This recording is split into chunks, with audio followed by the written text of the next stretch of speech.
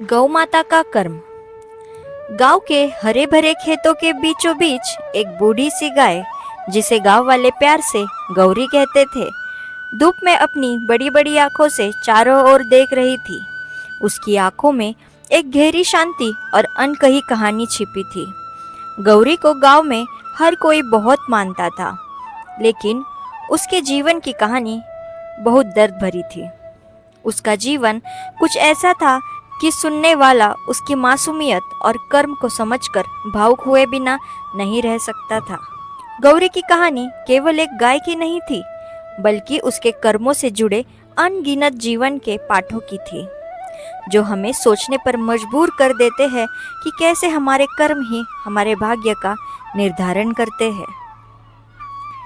गौरी का जन्म गांव के सबसे धनी किसान सुरेश के घर हुआ था। उसकी मां कमला गांव की सबसे सुंदर और अच्छी दूध देने वाली गायों में से एक थी। गौरी का जन्म होते ही गांव में खुशी का माहौल था। सुरेश के घर पहली बार बछड़ी का जन्म हुआ था और गौरी की मां कमला उसे बड़े प्यार से संभाल रही थी।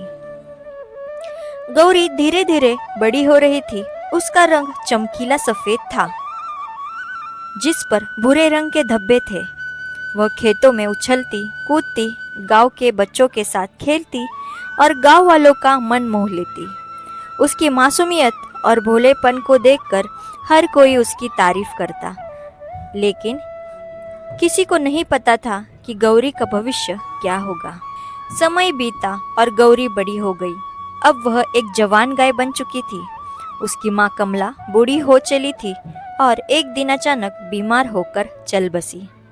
गौरी को माँ की मौत का बहुत दुख हुआ, लेकिन जीवन चलता रहा।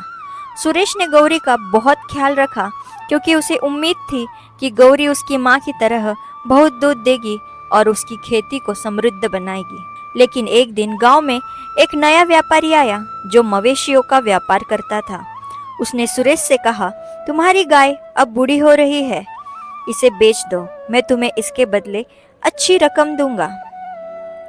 सुरेश पैसों के लालच में आ गया। उसने सोचा कि जब गौरी दूध नहीं दे रही है तो उसे रखना बेकार है। उसने गौरी को उस व्यापारी को बेच दिया, जो उसे गांव से दूर ले गया।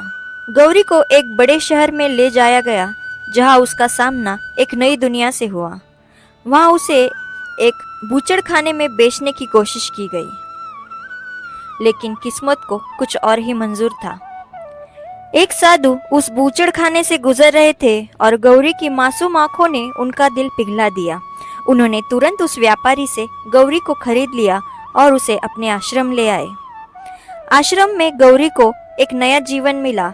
वहां वह दिन भर साधु और उनके शिष्यों के साथ रहती, चरती और पूजा में हिस्सा लेती। लेकिन उसका मन अभी भी गांव में ही अटका था। उसे सुरेश, गांव के बच्चों और अपनी माँ की बहुत याद आती थी। साधु ने गौरी का नाम नंदी रखा और कहा, तुम्हारे कर्म अच्छे हैं, इसलिए तुम्हें जीवन में हमेशा नई उम्मीद मिलेगी। आश्रम में कुछ साल बिताने के बाद एक दिन साधु ने गौरी को गांव वापस भेजने का फैसला लिया। जब गौरी गांव पहुंची तो सुरेश की हालत बहुत बुरी हो चुकी थी। उसका सारा धन खत्म हो गया था, खेत सूख चुके थे और परिवार बिखर चुका था। सुरेश ने गौरी को देखा और उसकी आंखों से आंसू बहने लगे। उसे अपने कर्मों का पछतावा होने लगा। उसने गौरी से माफी मांगी और गौरी उसकी तरफ देखकर केवल उसकी आंखों में देखती रही, मानो कह रही हो, तुम्हारे कर्मों का फल अब तुम्हारे सामने है। गौरी कुछ महीनों तक सुरेश के पास रही, लेकिन उसकी उम्र अब अधिक हो चुकी थी। एक दिन वह चुपचाप सुरेश के आंगन में सो गई और फिर कभी नहीं उठी। लोग उसे अपनी कर्मों की साक्षी मानते हैं।